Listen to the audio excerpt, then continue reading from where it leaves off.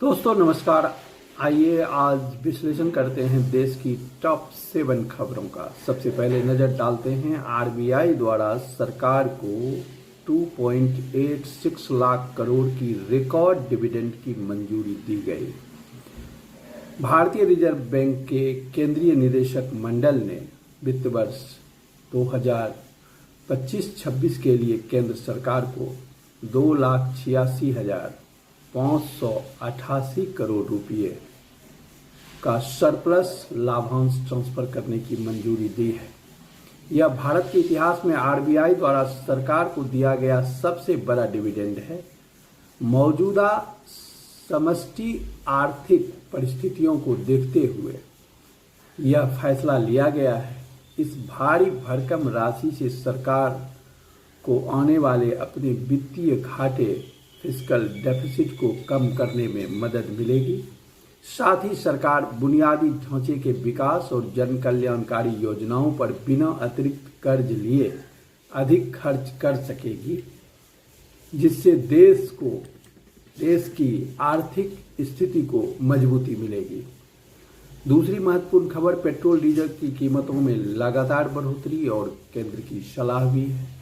देश में पेट्रोल 2.61 और डीजल 2.71 प्रति लीटर महंगा हो गया है, जो पिछले 10 दिनों में यह बढ़ोतरी हुई है। इस बीच केंद्र सरकार ने राज्यों से अपना वैट कम करने का आग्रह किया है, जिसके बाद कई भाजपा शासित राज्यों ने ईंधन पर 2.50 तक टैक्स घटाया है। इस समय वैश्विक स्तर पर जारी पश्चिम एशिया, अमेरिका, ईरान संकट के कारण कच्चे तेल की आपूर्ति प्रभावित हुई है, जिससे भारतीय बाजार में तेल के दाम बढ़ रहे हैं। तेल महंगा होने से माल ढुलाई लॉजिस्टिक्स महंगी हुई है, जिससे आम उपभोक्ताओं के लिए खाने पीने की चीज़ें और अन्य आवश्यक वस्तुओं की महंगाई बढ़ सकती है। कांग्रेस इस मुद्दे को लेकर केंद्र सरकार को घेर रही है और तेल को जीएसटी के दायरे में लाने की मांग भी कर रहा है।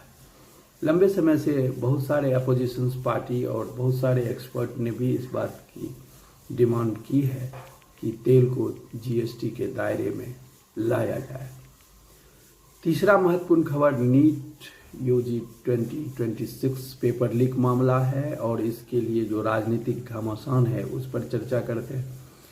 नीट परीक्षा के पेपर लीक मामले में सीबीआई की जांच तेज हो गई है। मुख्य आरोपी शुभम खैरनार को 6 जून तक न्यायिक हिरासत में भेज दिया गया है। वहीं विपक्ष के नेता राहुल गांधी ने केंद्रीय शिक्षा मंत्री धर्मेंद्र प्रधान के इस्तीफे की मांग को लेकर मोर्चा खोल दिया है। राष्ट्रीय स्तर की इतनी बड़ी परीक्षा में धांधली होने से देश के लगभग 22 लाख छात्रों का भविष्य अधर में लटका हुआ है। यह मामला न केवल देश की परीक्षा प्रणालियों की सुरक्षा पर गंभीर सवाल खड़ा करता है, बल्कि आगामी संसद सत्र में सरकार के लिए एक बड़ा राजनीतिक सिरदर्द भी बनने वाला है। युवाओं में बढ़ते असंतोष को देखते हुए सरकार पर कड़े सुरक्षा सुधार लागू करने का भारी दबाव है। असंतोष की परिणति कई रूप में आप देख सकते हैं। बिल्कुल कम समय में काकरोच जनता पार्टी जो सोशल मीडिया पर व्यंग मजाक जिस रूप में कहिए असंतोष बना और उसके मिलियंस फॉलोवर्स आ रहे, यह असंतोष ही है जो युवा व्यवस्था से अपने आप को अलगाव फील करता है, असंतुष्ट है। वो अकबका कर ऐसी पार्टी का सदस्य बन रहा है। चौथी महत्वपूर्ण खबरों पर नजर डालें तो अमेरिकी विदेश मंत्री, जिस पर मैंने कल एक वीडियो भी विस्तार से बनाया था, आपको मौका मिले तो जरूर देखिए। अमेरिकी विदेश मंत्री मार्को रूबियो का भारत दौरा और व्यापारिक वार्ता भी है। यह खबर आज भी छाया हुआ है। अमेरिकी विदेश मंत्री मार्को रूबियो जो 4 दिन के लिए भारत दौरे पर आए थे, नई दिल्ली पहुंचे, जहां विदेश मंत्री जयशंकर से, एनएसए अजीत डोभाल से, प्रधानमंत्री नरेंद्र मोदी से मुलाकात कर रहे हैं। दोनों देश जल्द ही एक द्विपक्षीय व्यापार समझौते को अंतिम रूप देने की कोशिश में है। ये कैसा व्यापार समझौता है? जो महीनों से, अब कहिए वर्ष से भी ज़्यादा से, वह हुआ नहीं हुआ, न क्लियर पिक्चर भारत सरकार दे रही है, न अमेरिका बता रहा है क्या है, क्यों अटका है। मतलब पूरी तरह कॉम्प्लिकेटेड है। कौन किससे क्या छिपा रहा है यह भी जानना मुश्किल है। हमेशा सुनेंगे कि व्यापार समझौता होने वाला है, वहाँ से प्रतिनिधिमंडल आया, यहाँ से गया, कहाँ पर अटकता है, कौन अटका रहा है, सब डिप्लोमेसी, कूटनीति, गोपनीयता के नाम पर रहस्य के घेरे में है। जब पब्लिक हो डॉक्यूमेंट्स, एग्रीमेंट, साइंड एग्रीमेंट्स, तभी उस पर ठोस रूप में कुछ कहा जा सकता है। तो इस दौरे का, रूबियो के दौरे का मुख्य उद्देश्य भारत अमेरिका के रणनीतिक संबंध को फिर से मजबूत करना और क्वाड देशों के सहयोग को बढ़ावा देना है। याद रखिए, ये वही अमेरिका है जो लगातार पिछले कुछ वर्षों से समय समय पर भारत के प्रगति को लेकर, इसके ऑपरेशन सिंदूर को लेकर अनेक मौके पर अपमानित करने का कुत्सित प्रयास किया है। और एक अर्थ में तो कहीं कहीं यही लगता है कि वह रणनीतिक साझेदार कम भारत का सबसे बड़ा प्रतिद्वंदी, और प्रतिद्वंदी भी ना कहिए, सबसे बड़ा अवरोधक बन के वो खड़ा है, जिसको सबसे पहले भारत की प्रतिष्ठा, प्रगति, उन्नति सबसे ज्यादा खटकती है तो अमेरिका को ही खटकती। तो वो बार बार नए रूप लेके, नए चाल से, नए आवरण ओढ़ के आता है। कभी कहेगा अगले दिन कि मैं बहुत अच्छा सम्मान करता हूँ, फिर अगला ही दिन ऐसा बयान देगा कि लगेगा कि उसकी भारत से कोई दोस्ती जैसा दूर दूर तक कहीं कोई ऐसा रिश्ता ही नहीं है। इस दौरे का मुख्य उद्देश्य तो यही बताया गया है कि भारत अमेरिका रणनीतिक संबंधों को फिर से मजबूत करना, क्वाड जैसे देशों के सहयोग को बढ़ावा देना है, वैश्विक भू राजनीतिक तनाव और चीन के बढ़ते प्रभाव के बीच अमेरिका भारत को अपना सबसे महत्वपूर्ण रणनीतिक साझेदार मान रहा है। इसे द्विपक्षीय व्यापार समझौते से भारतीय निर्यातकों को अमेरिकी बाजार में बहुत राहत मिल सकती है, अगर ये हो जाए खुशी खुशी। तो नेक्स्ट खबर जो इम्पोर्टेंट है, पश्चिम बंगाल के फाल्टा उपचुनाव में भाजपा की बड़ी जीत है। खबर है पश्चिम बंगाल से। फाल्टा विधानसभा सीट पर जो रीपोल हुआ उसमें भाजपा उम्मीदवार देवांगशु पांडा ने तृणमूल कांग्रेस के गढ़ में सेंध लगाते हुए 1 लाख से अधिक वोटों के भारी अंतर से जीत दर्ज की है। चुनाव आयोग द्वारा बड़े पैमाने पर गड़बड़ी की शिकायतों के बाद सभी 285 बूथों पर केंद्रीय बलों की निगरानी में दोबारा मतदान कराया गया था। तृणमूल कांग्रेस के उम्मीदवार का चौथे स्थान पर खिसक जाना यह दर्शाता है कि बंगाल की स्थानीय राजनीति में जमीनी स्तर पर सत्ता विरोधी लहर, एंटी इनकम्बेंसी और सुरक्षा बलों की सख्त मौजूदगी का चुनाव परिणामों पर बहुत गहरा असर पड़ा है। यह जीत राज्य में भाजपा के बढ़ते मनोबल को दर्शाती है। फिलहाल अभी लग रहा है लंबे समय तक भाजपा जीतती रहेगी, क्योंकि पश्चिम बंगाल का जो पैटर्न है आज़ादी के बाद से ही, जिस पार्टी को पकड़ता है तो उसको अच्छा समय देता है, कई पंचवर्षीय योजना, कई दशक तक उसका साथ निभाता है, और फिर जब छोड़ता है तो पलटकर उसकी तरफ देखता नहीं है। ऐसे शुरू के 30 साल कांग्रेस रही, फिर मार्क्सवादियों का दौर रहा, और जब तृणमूल कांग्रेस ने भी सत्ता पकड़ी तो 15 साल निकाल ही दिया। अब जब भारतीय जनता पार्टी आई है तो देखना है कि यह कितने लंबे समय तक रह पाती है। तो कुल मिलाकर फाल्टा विधानसभा उपचुनाव में भाजपा की बड़ी जीत, यह भी एक खबर है। नेक्स्ट महत्वपूर्ण खबर पर गौर करें तो इबोला वायरस को लेकर भारत सरकार ने भी ट्रैवल एडवाइजरी जारी की है। कांगो में इबोला वायरस के मामलों में तेजी से बढ़ोतरी हुई है। 900 से अधिक संदिग्ध मामले होने के बाद WHO ने वैश्विक चेतावनी जारी की है, और इसके मद्देनजर भारत सरकार ने अपने नागरिकों को कांगो, युगांडा, दक्षिण सूडान और गैर जरूरी यात्रा से बचने की वहां मतलब इन देशों की गैर जरूरी यात्रा से बचने की सलाह दी है। कोरोना महामारी के अनुभवों से सीखते हुए भारत सरकार इस बार वैश्विक स्वास्थ्य खतरों को लेकर बेहद सतर्क है। हवाई अड्डों, बंदरगाहों पर स्क्रीनिंग और एडवाइजरी जारी करने का उद्देश्य देश के भीतर किसी भी विदेशी संक्रामक बीमारी के प्रवेश को रोकना है। स्वास्थ्य मंत्रालय का यह कदम देश की स्वास्थ्य सुरक्षा को सुनिश्चित करने के लिए बेहद जरूरी है। और सातवां और अंतिम महत्वपूर्ण खबर पे अगर नजर डालें तो तमिलनाडु में नए मंत्रियों का शपथ ग्रहण हुआ और राजनीतिक समीकरण क्या बदले, क्या बने, क्या बिगड़े, इसे देखते हैं।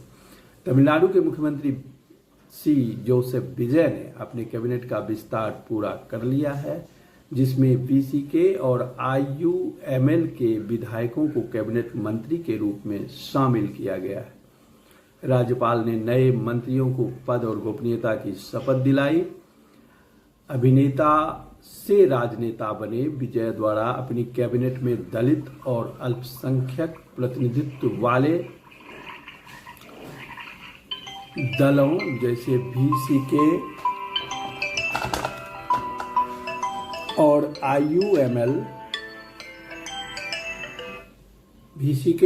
आईयूएमएल को शामिल करना एक सोची समझी रणनीति का हिस्सा है और ये सोशल इंजीनियरिंग का भी हिस्सा है। इसके जरिए वे राज्य की द्रविड़ राजनीति में खुद को स्थापित करने और पारंपरिक बड़े दलों जैसे डीएमके और एआईडीएमके के वोट बैंक में सेंध लगाने की पुरजोर कोशिश कर रहे हैं। संपादकीय पर अगर नजर डालें तो भारतीय अर्थव्यवस्था और एनर्जी चैलेंज पर सबसे ज़्यादा लोगों ने लिखा है। आज का सबसे महत्वपूर्ण और चर्चा में रहने वाला ये विषय है जिसे कई महत्वपूर्ण अखबारों ने उठाया है। पश्चिम एशिया, अमेरिका, ईरान संकट और भारत की बढ़ती ऊर्जा निर्भरता पर कई लेख प्रकाशित हुए हैं। अल्पकालिक उपायों से आगे बढ़कर भारत को अपनी ऊर्जा सुरक्षा के लिए दीर्घकालिक और क्रांतिकारी नीतिगत बदलाव करने होंगे। हालिया अमेरिका ईरान तनाव के कारण वैश्विक तेल आपूर्ति बाधित हुई है, जिससे भारतीय रुपया लगातार कमजोर हो रहा है और देश में पेट्रोल डीजल की कीमतें रिकॉर्ड स्तर पर पहुंच गई। इन सब विषयों पर संपादकीय लिखी गई है।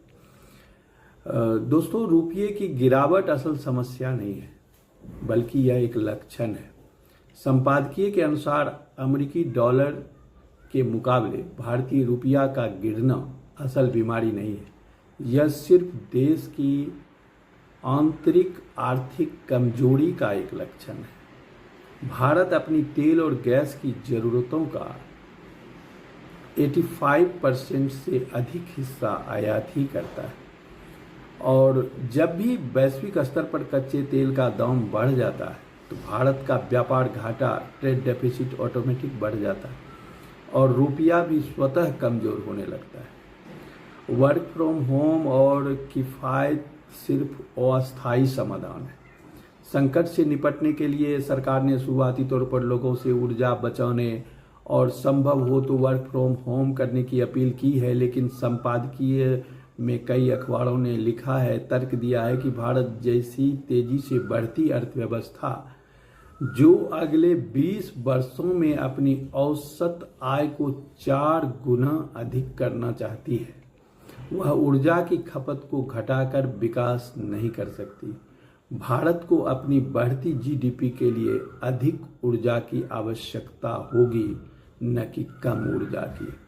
घरेलू मोर्चे पर बड़े नीतिगत बदलाव की भी जरूरत है।